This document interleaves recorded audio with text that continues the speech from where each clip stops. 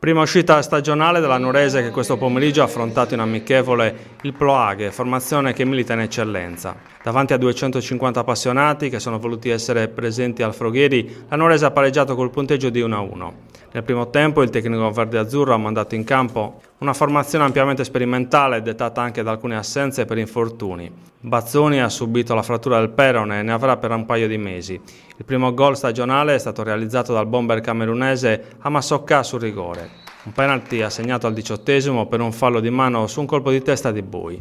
L'attaccante ha spiazzato l'ex portiere della Nuorese Garau. I verdi-azzurri hanno mostrato buone trame, specie sulle fasce. Tra i nuovi arrivati, Mister Mereo ha schierato il difensore Bui, il centrocampista Rice e gli attaccanti Puget, Ducapai e Amassoka. La formazione verde-azzurra ha mostrato un grande potenziale di crescita. Tra i vecchi sono stati schierati invece Coco, Frongia, Bonu, Lepore, che si sono confermati i pilastri della squadra.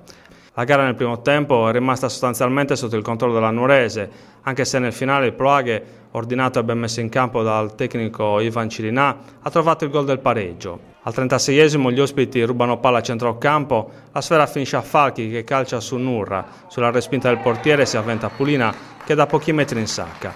Nella ripresa i due tecnici sono ricorsi ad un ampio turnover. Mereo ha lasciato in campo solo Cappai, Rice, Boi e Nurra.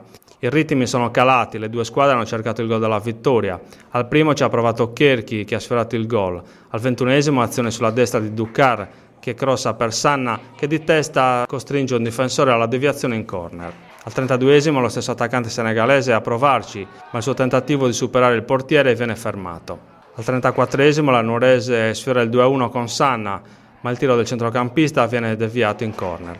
Nel finale non succede nulla e la gara si avvia verso un 1-1 che alla fine accontenta tutti.